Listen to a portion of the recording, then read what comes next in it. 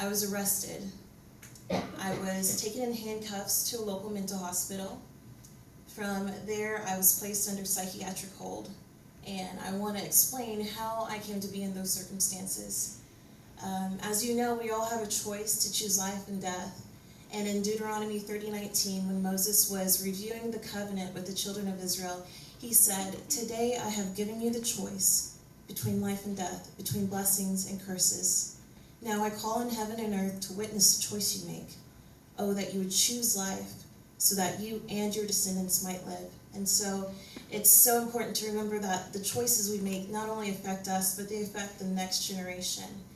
And so to give you a little back history, I ultimately came to be in this unfortunate circumstance because I chose death. And when I say I chose death, I mean I made a series of decisions that resulted in my own personal and spiritual decay. It all began when I broke up with a boyfriend of 5 years.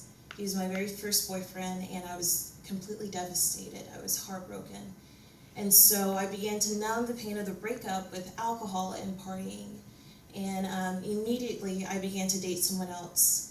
And then 7 months later, I found out that I was pregnant with this person's baby. And in my heart, I felt like I did not have the capability to raise a child out of wedlock. And I felt that I was doing my family a disservice by raising a baby. And so to further convolute the situation, my ex-boyfriend, he wanted to reconcile and get back together. And being completely aware of my situation, knowing that I was pregnant with another person's child, he said, it's your choice, whatever you want to do, but ultimately I can't raise another man's baby. So I chose to have an abortion, and this was against the father's will. And I know a lot of you are familiar with surgical abortions, but what I took was the abortion pill, which is actually a series of pills that's given to the woman over the course of several days. When I went to the clinic and I was given this pill, I was told to take the very first one that day, and the nurse was very adamant that I had to take the next pills on a very specific date. And when she gave me the date, I was mortified because it was Christmas. She said if I didn't comply, I would have to wait 2 weeks and come back, and at that time I would be too far along and a surgery would be required. And so in order to avoid surgery and all the complications that might come with surgery, I agreed to take that pill on Christmas Day. So December 2011, I took those final pills that induced a miscarriage. That was one of the single most painful experiences of my life. To describe it, intense pain and mental anguish are kind of a vast understatement. I had researched online prior, and many women, they recommended maintaining a kneeling posture to alleviate the pain. So on my knees I cried for several hours, and I lost my baby on Christmas Day. So that was Christmas Day. And then New Year's Eve, I moved back in with my ex-boyfriend. I so badly wanted to feel normal again. I wanted everything to just be normal, but there's nothing normal about an abortion. There's absolutely nothing normal about the trauma that it puts a man and woman through. And I was just completely consumed by grief and depression. I was humiliated and ashamed by the decision I had made. So my use of alcohol increased.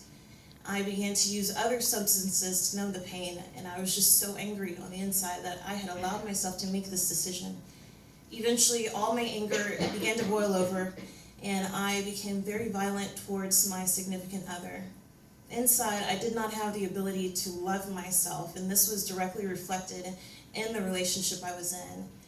Punching, hitting, scratching, kicking, putting holes in the walls, breaking things. This was very common for me.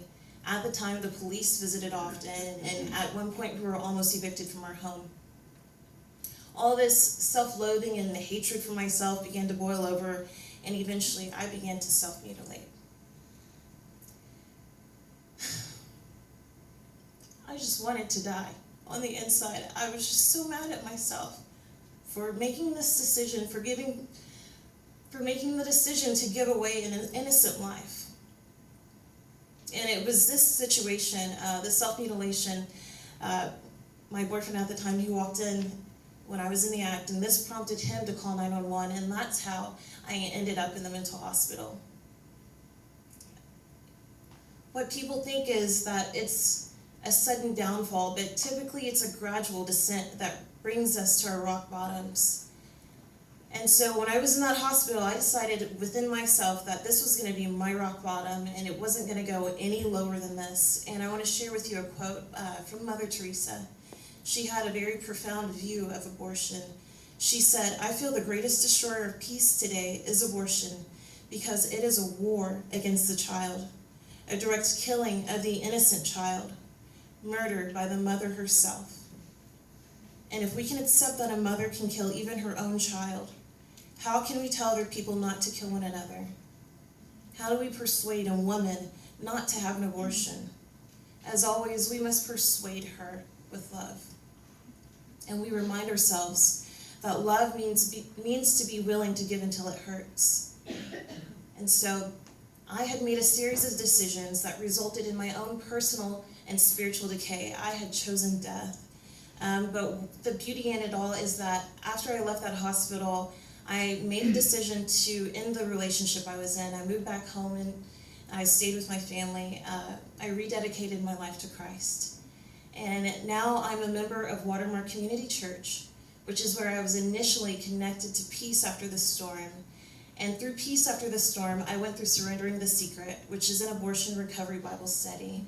And my life has been completely transformed. Through Christ, I am no longer bound by past shame and addiction. Through Christ, I am no longer bound by fear, and I can boldly proclaim what God has done in my life. Through Christ, I truly understand the vastness of God's love, and that His love is not based on my performance or anything I can or cannot do. His love is unconditional and unrelenting. And I know that if anyone in here is paralyzed by the guilt of a past decision, or you've come to believe a lie about yourself, I know that through Christ that there is freedom. Amen. And now, more than ever, I want to walk in the light of His glorious truth and remind everyone that we have a choice to choose life.